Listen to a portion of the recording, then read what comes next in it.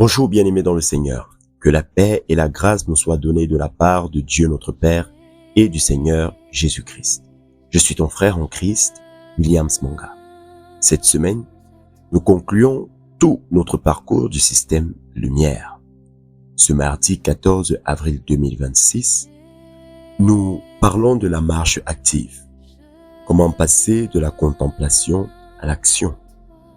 Bien-aimés dans le Seigneur, si toi aussi, tu as parfois attendu, cherché, discerné sans jamais vraiment agir, si tu sens que ta foi est restée trop théorique, alors cette méditation est pour toi.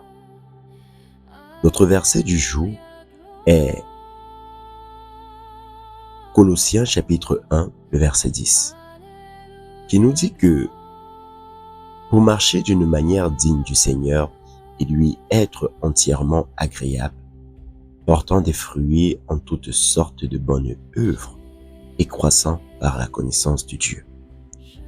Bien-aimés dans le Seigneur, écoutons une seconde fois et tout doucement ce passage afin que chaque mot entre pleinement en nous. Colossiens chapitre 1, le verset 10, qui nous dit que pour marcher d'une manière digne du Seigneur et lui être entièrement agréable, portant des fruits en toutes sortes de bonnes œuvres et croissant par la connaissance de Dieu.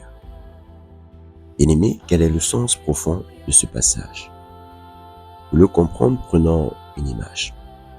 Imagine un sportif qui passe des heures à regarder des vidéos d'entraînement. Il connaît toutes les techniques, tous les gestes parfaits, mais il ne se lève jamais du canapé.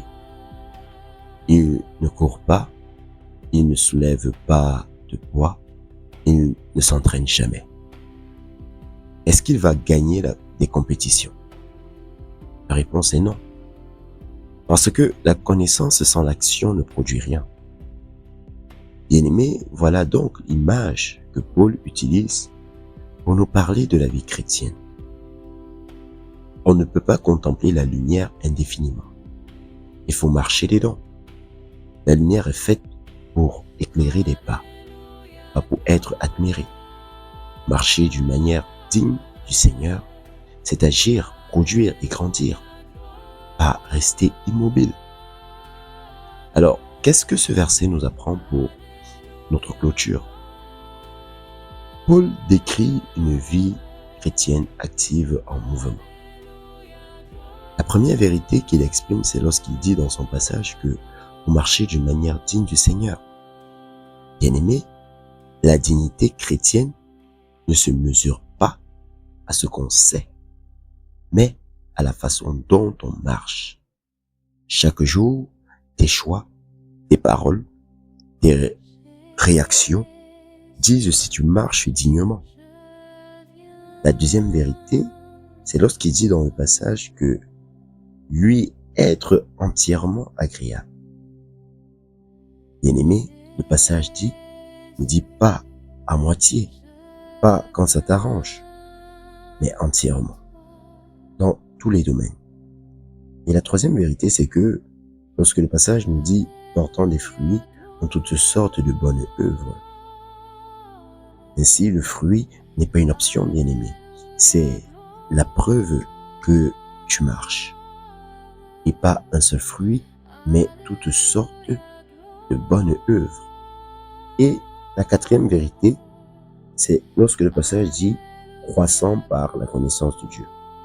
Ainsi, bien-aimé, la croissance ne s'arrête jamais. Tu n'es pas arrivé, tu grandis encore par la connaissance de Dieu, pas par tes performances. Alors, quel piège ce verset expose-t-il que nous devons absolument éviter? Le piège que ce verset expose est celui de rester dans la contemplation. En effet, bien-aimés, beaucoup de chrétiens passent leur vie à chercher Dieu, à attendre un signe, à discerner, mais pendant ce temps, ils ne marchent pas, ils ne produisent rien. La lumière n'est pas un fauteuil, c'est un chemin, bien-aimé. Alors, comment passer à l'action concrètement aujourd'hui. Bien-aimés, prenons un temps pour mettre en pratique ce que nous venons d'apprendre. En 4 étapes, voyons comment passer de la contemplation à l'action. Dans la première étape, identifions un domaine où nous avons trop contemplé. Concrètement, dans quel domaine de ta vie chrétienne attends-tu encore? Cherches-tu encore? Discutes-tu encore sans agir? Est-ce dans la prière? Est-ce dans le pardon? Est-ce dans le service? Est-ce dans la consécration? Nomme cela dans ton cœur, bien-aimé. Dans la deuxième étape, demandons-nous, qu'est-ce que Dieu attend concrètement de moi dans ce domaine? Concrètement, bien-aimé,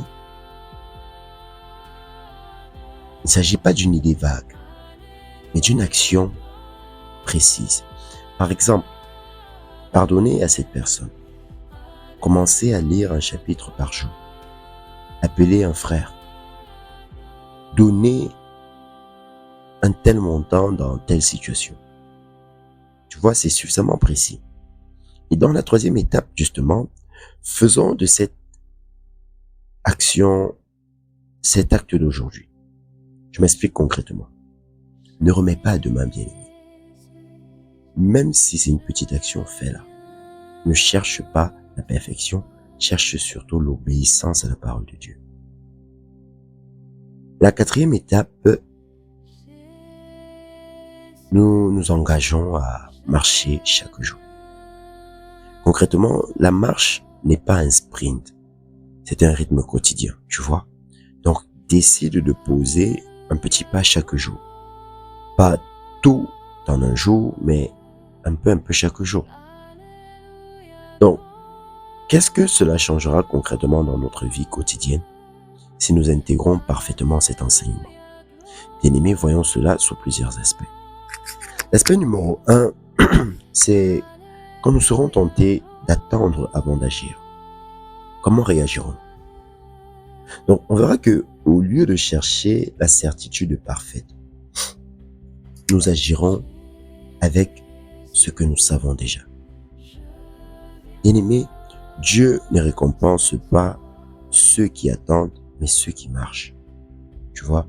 Donc concrètement, si aujourd'hui tu sais que Dieu t'a déjà parlé sur un point, mais que tu n'as pas encore agi, arrête d'attendre. Fais-le maintenant. La lumière est là pour éclairer tes pas pour les retarder. Dans l'aspect numéro 2, c'est quand nous mesurerons notre vie chrétienne, que regarderons-nous? Le point, c'est que au lieu de compter les heures de prière ou les versets lus, nous regarderons nos actions. Est-ce que je marche dignement? Est-ce que je produis du fruit? Tu vois? Donc concrètement, aujourd'hui, évalue ta journée non pas à ce que tu as ressenti, mais à ce que tu as fait. As-tu aimé concrètement? As-tu pardonné? As-tu servi? Aspect numéro 3, c'est quand nous aurons peur de mal faire. Que choisirons-nous? On verra que, au lieu de rester paralysés par la peur de l'erreur, bien-aimés, nous avancerons avec confiance. Marcher mal vaut mieux que ne pas marcher du tout. Dieu redresse ceux qui marchent, bien-aimés, pas ceux qui restent assis. Concrètement, bien-aimé, si tu hésites à agir parce que tu n'es pas sûr de bien faire, dis-toi que je ne peux pas apprendre à marcher sans tomber. Je me lève et je marche, tu vois. Dans l'aspect numéro 4, quand nous verrons que nous n'avons pas encore tout compris, comment agirons-nous? Donc, le point c'est que au lieu d'attendre d'avoir tout compris pour agir, nous agirons avec la lumière que nous avons déjà. Paul dit que l'on croît par la connaissance de Dieu. Ainsi, bien-aimé, cette croissance vient en marchant, pas en restant immobile. Donc, concrètement, fais le pas que tu vois aujourd'hui. Demain, tu verras le suivant. Et c'est en marchant qu'on apprend justement à mieux marcher. Donc, en quelques mots, ce qu'il faut retenir, c'est que contempler la lumière, c'est bien. Marcher dedans, c'est mieux. Alors, bien-aimé, ne reste pas assis à admirer ce que Dieu a fait. Lève-toi et marche. C'est en marchant que tu porteras du fruit. C'est en marchant que tu grandiras. C'est en marchant que tu seras agréable à ton Seigneur. Maintenant que nous avons compris qu'il faut passer de la contemplation à l'action, bien-aimés, prions ensemble afin de recevoir la force de marcher. Nous sommes en prière. Père céleste, je viens à toi dans le nom puissant et souverain de Jésus-Christ. Oui. Seigneur, nous devons l'avouer, nous avons trop contemplé. Nous avons attendu, cherché, discuté, mais nous n'avons pas assez marché. Aujourd'hui, nous voulons changer. Dans ce domaine bien précis, nous voulons passer à l'action. Voici ce que nous allons faire, ô Père. Bénis-le. Père, donne-nous le courage d'agir. Ne nous laisse pas retourner à la contemplation, que notre vie ne soit plus un fauteuil, mais un chemin. Nous voulons marcher d'une manière digne de toi, porter du fruit, grandir. Nous te le demandons dans le nom puissant de Jésus-Christ. Amen. Bien-aimé dans le Seigneur, alors que nous arrivons au terme de cette méditation, je voudrais que tu retiennes que contempler la lumière c'est bien, mais marcher dedans c'est mieux. Alors ne reste pas assis à admirer ce que Dieu a fait. Lève-toi et marche, parce que c'est en marchant que tu porteras du fruit. C'est en marchant que tu grandiras, c'est en marchant que tu seras agréable à ton Seigneur.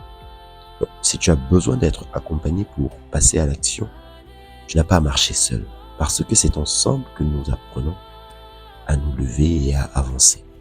C'est pourquoi je t'invite à rejoindre notre groupe de suivi actif chaque jour dans la présence de Dieu sur WhatsApp.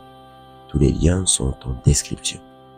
Et bien aimé, dis-moi en commentaire ce que tu auras compris de cette méditation et comment cela t'aide. N'oublie pas, ton témoignage peut aider quelqu'un qui vit dans la même situation. Alors que Dieu nous fortifie, on se dit à demain dans la présence de Dieu. Amen.